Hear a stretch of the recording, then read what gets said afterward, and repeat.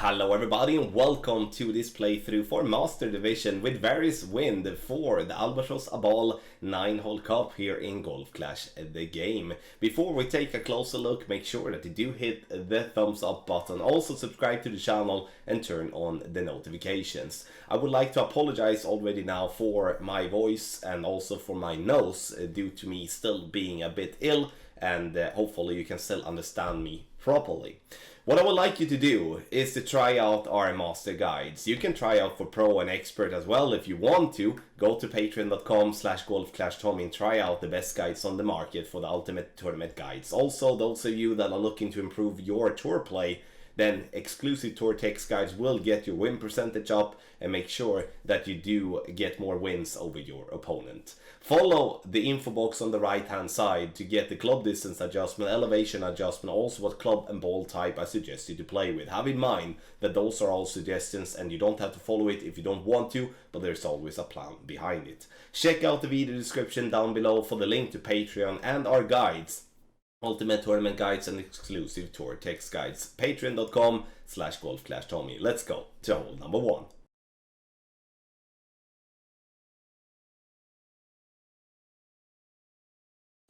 So for hole number 1, we're gonna play an NMT in slight tailwinds and also in crosswinds. I'm using all the top spin that I can combined with all the side spin that I can to the right. Even though I do play with a Win 4 power 5 ball, you can most definitely play with a Win 3 ball here too. That's why I do have the luminary suggested in the info box to the right hand side. 3 rings of overpower, max curl to the right. The goal here is to get this ball to get ourselves into short iron range for the second shot. A couple of things to have in mind here of tee is that if you do have a straight tailwind, you can send this ball all the way up to the green and you can then play into the massive funnel that is on the top left of the green.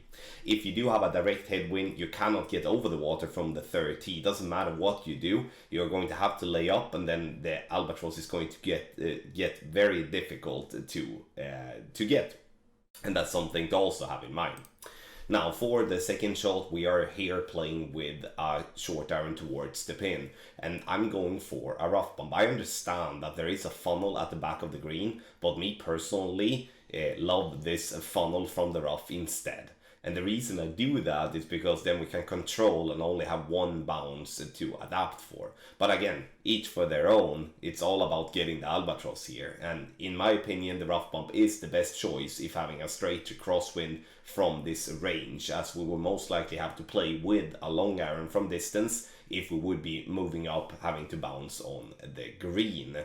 So 10% elevation, true distance, hit perfect, and you're gonna have a very good chance of dropping this Albatross to start on hole number 1. And I do believe that if there is crosswind or tailwind, or a combination of them two from tee on hole 1, we're gonna see a lot of Albatrosses being made here to start.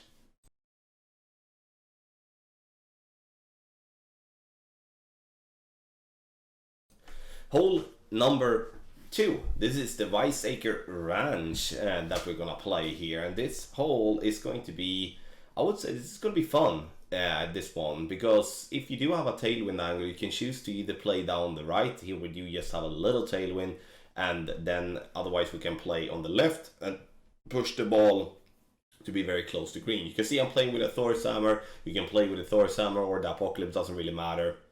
But the thing that do matter is to have a lot of topspin. Sure, I'm playing with a Silver State ball just because the lower wind resistance or better wind resistance is obviously going to be easier to drop the second shot. But you can play this one with a luminary too if you would like and don't want to spend any of this ball. So this is just for display. Ball guideline down the fairway on the right, max plus 10, and then I pushed up to max and used a little bit of overpower, and we're looking to get to around 440 to 450 yards. Now on the second shot I decided to play with a long iron instead of a wood club. Why? It's because the perfect hit ratio is much better when it comes to long irons than when it is with the wood club. So I'm aiming with the inner ring by the edge of the rough line, ball guideline through the hole, and then we're going to use 5% elevation, and it's going to be true distance numbers. Obviously elevation and stuff could change depending on what type of wind direction you have and stuff like that. Because if having a straight tailwind, you're gonna fall down into the bunker, then you will most likely have to play that one different. Now we're just barely falling down into the bunker, and that's also the reason why we're aiming so close to the rough line to compensate for the ball for our target falling from a higher to a lower point. Perfect ball, and we bounce into the rough here, and we roll this one in for a beautiful albatross here on hole number 2. And I do believe with tailwind on this hole, we're going to see a lot of albatrosses. In headwind here, this is going to be a fight for eagle, so it's going to be interesting to see what wind the game makers give us once the Albatross-a-Ball 9-hole cup starts.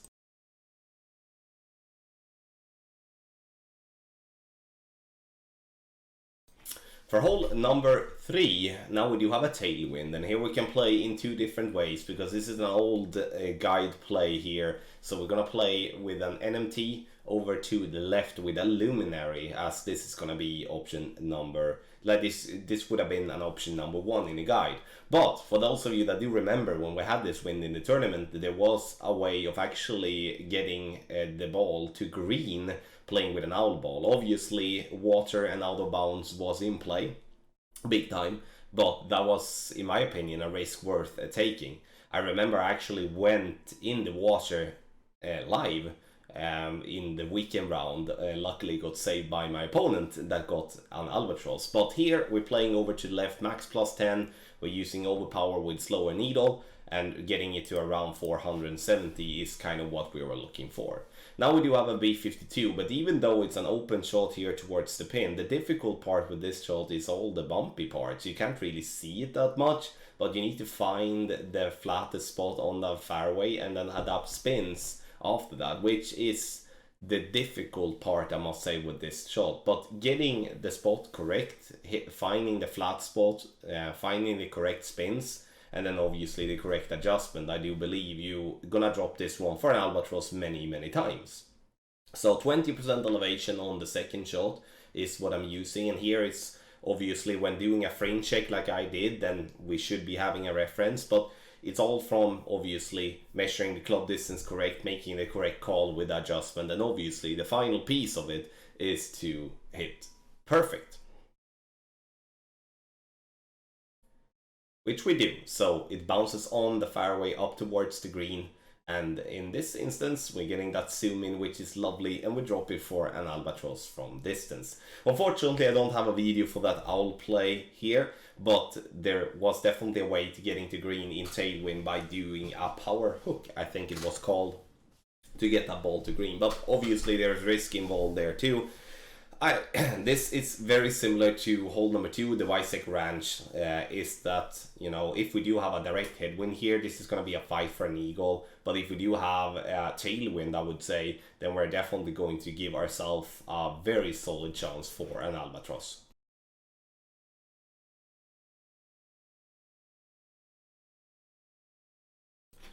For hole number 4 here, I'm playing with a Centurion. I'm lucky to have a friend's replace to make a voiceover towards. So max topspin, 1 left spin, and adjustment is going to be max plus 10.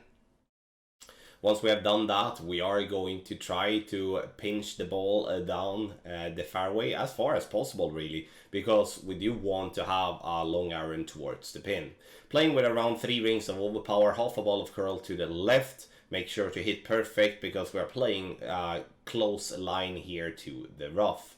What I would like you to have in mind when it comes to this play here is that you can play differently, playing with a different ball and stuff like that. The outcome that we're looking for is to get up to around 390 yards. Though those of you that has played this hole before, which most of the players in the game has done, because this is the Santa Ventura is the course that has been in the game since the game actually was created, one of the first courses there was in the game. So if you do have a tailwind, you can send it to green, and especially now with the new side spin 4, side spin 5 ball, it's going to be fairly easy to actually get that ball to green without even having to go with a power hook. But now, if we do lay up, we do have a big funnel on the green, looking to have the ball guideline to the pin, but more importantly, having the second bounce to be just before the fringe. This to try to avoid the difficultness of catching that slope in that in a wrong way, meaning that if you catch it in a wrong way, you might not catch the funnel, you might speed roll and stuff like that. 10% elevation, true distance gonna be around 50% of your club. Adjust, hit perfect, and then you're gonna see yourself having a very good chance getting this one to drop from distance with for an albatross. Perfect it is. And you see it bounces on the fairway and bounces just before the green, slows down, catches the funnel, and drops lovely for an albatross here on hole number 4, Santa Ventura.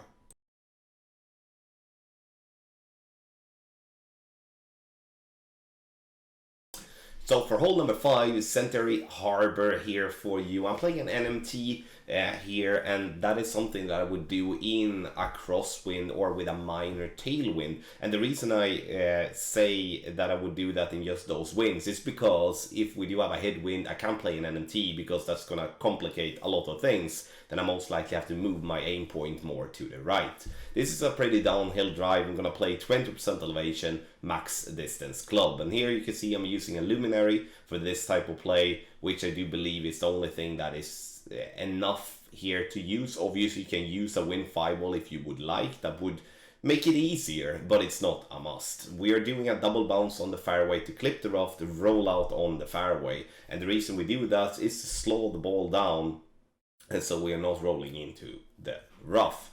Second shot is going to be a rough bump with sniper, and here I do choose to play a bit more to the left on inside the rough than what it might be necessary to be. And the reason I do that is due to the fact that I don't want a great right for us to miss the rough.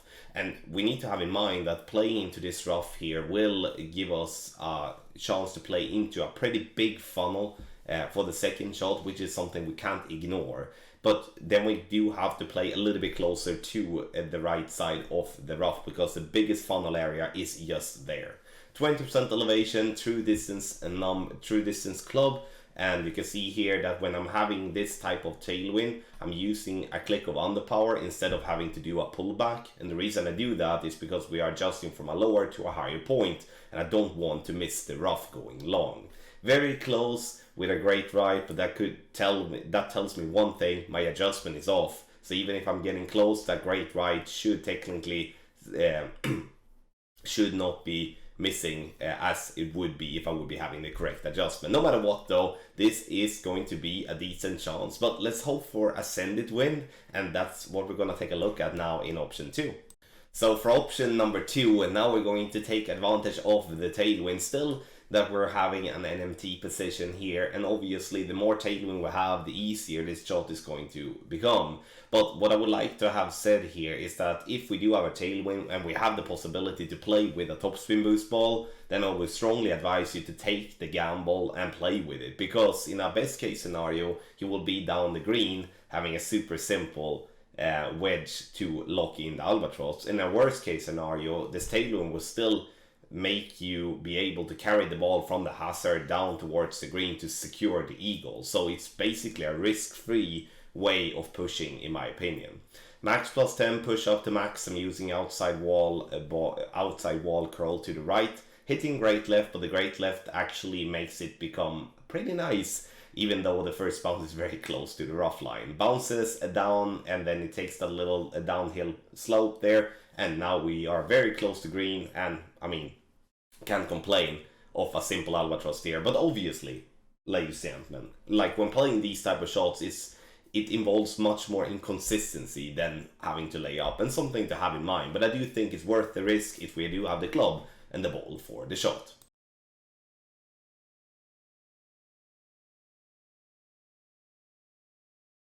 Hole 6 here, Century Harbor here to be played. This is a tough par 5, and the reason this is a tough par 5 is all the obstacles that we do have before the green starts. The drive obviously is not the simplest one either, and if we do have a crosswind or a headwind like this, we're going to try to get ourselves to be as close on the fairway on the left hand side, and that we can do by playing with a wind 4 power 5 ball, or for that matter a power 5 wind 3 ball such as the Luminary. And obviously we're going to try to keep it so we can look at it from a free to play perspective as well. Maximum distance plus 20, and then we are using curl to get down to the left. If you do have a tailwind, we can't get to green with a send it, but we can get us over the rough and the sand at the center, and then put ourselves in a much better spot for the rough bump, which in my opinion is the best play here for the second shot. So there's two ways of attacking the pin here. Either we go for the rough bump, which I do like to go with if we are in range, or that we can do a double bounce by using the fairway before the rough and the sand start. So we bounce before the rough into the rough to roll down. But I like the rough bump here because we do have actually a lot of room for error in my opinion, especially when we do have a crosswind like this. 10% elevation, true distance number, and it's all about getting the club distance correct here, and obviously the elevation depending on what type of wind you have here of the second shot, because if you have a tailwind, if you have a headwind, if you have a crosswind, all of that will be having you to make a call of what would you play the second shot, because it's not going to be the same every single time. Perfect ball here, and you're gonna see me miss just barely to the right, and that's something we learn from. We will reduce that just the next time, but what we will see is this is a big funnel that we're playing into when it comes to the rough bump, and we see this as a good chance for an Albatross regardless what wind we have of tee.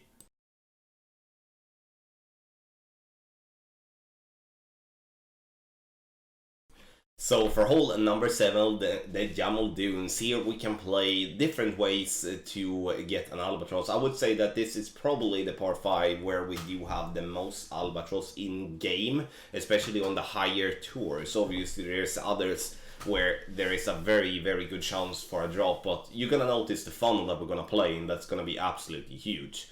Max plus 10 is what we're using, and I'm using 7.5 bar of topspin and 2 bars of right spin. The goal here with having a little bit of tailwind is that we do want to get ourselves into B52 range. This to maximize the amount of perfects we're going to hit, because there is there is a higher chance of hitting perfect with a B52 such as a long iron compared to playing with a wood club. But if we would be having a straight crosswind or a headwind, here we would be playing the second shot with the sniper, and that's important to have in mind. So you pack the sniper, you pack the B52, and you make sure that you're gonna get into this type of range. So it's otherwise either gonna be a sniper from very close to minimum distance, or we're gonna play a long iron from maximum distance. And here it doesn't matter what level of long iron you have, because as this is a rough bump rolling down the hill, this is going to be a very easy ball guideline to follow on all the clubs actually, because here it's not going to be a difference even though you have a different ball guideline stat. Ball guideline through the hole here, and we're playing into the funnel, so important to wiggle around, not like I did on the video. I was actually kind of lazy, but wiggle around left and right, make sure that you are into the funnel. Doesn't matter if it is the sniper, doesn't matter if it is the B52 or whatever club you're playing with. Wiggle around, make sure that you are into the funnel so you can give yourself that room, because if you are into the funnel in the correct way, you will see great balls drop as equally much as perfects here. So we want to bounce into the rough, roll down the hill here, and we want to obviously get this ball to drop. And once again, I do believe this is going to be, regardless what wind, maybe in a direct headwind it might be a little bit tougher, but other than that though, this is going to be such an easy Albatross to get and then to move on with. So this is definitely a hole that you need to focus maybe a little bit extra on to not just get an eagle.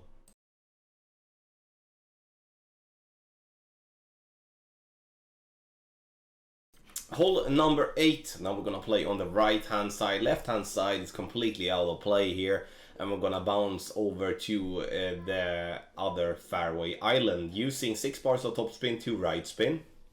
And you can see here that I'm having the blue ring just slightly into the rough line on the right. Adjustment max plus 10. And once we have made adjustment, we are going to use some curl because we do want to avoid the bunker. So I'm using 0.9 ball of curl to the right, which is where the left side of the ball is halfway inside the wall to the left. Or to the right. Bounces on the fairway, gets it up nicely, and this drive is always going to be very consistent.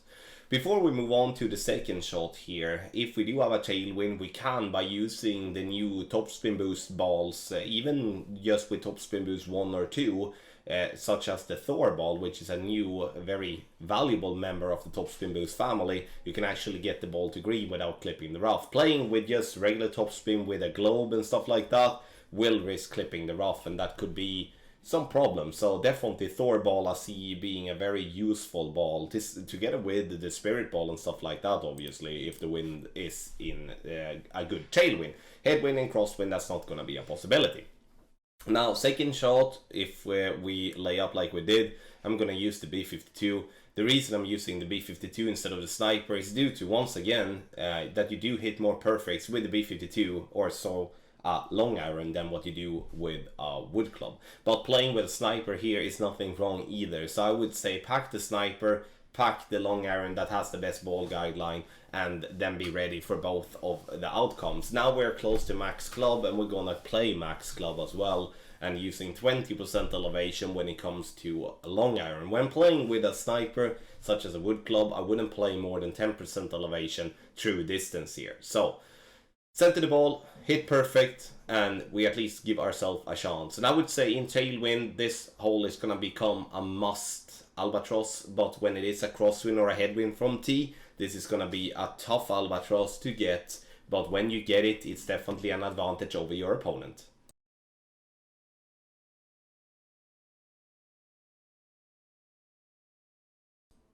For hole number 1, this is what I'm gonna use as option number 1 for y'all. This is the left side. We're gonna show you the right side too. This is an NMT with a Thor's hammer, and I'm playing with Luminary as well, which is a free-to-play ball. Adjustment is gonna be max plus 10 P5, and once we have done the adjustment, we're gonna push up to complete max. The reason we want to push up to complete max here is due to the fact that we do want this ball to fly as long as possible. And sure, we could use a different ball with less wind resistance and have it even fly longer, but I think wind 3 here in Master is definitely the maximum on a par 5. Otherwise the drop or the approach shot is gonna be in general too tough in my opinion. We bounce over to the fairway and we roll down to be approximately around 440 yards. So 440 to 450 yards is what we're looking for. Now we can make a decision. Either we go for a rough bump with the B52, or that when we do have tailwind like this, we can actually bounce before the rough and using a little bit of topspin with our Falcon. Sure, you can play this with a Thorn, you can play this with a Hornet, instead as well if you don't have the Falcon level 7 or better. But if you do have the Falcon level 7 or better, then that's a club for you to play with due to its really good ball guideline, and also due to the accuracy.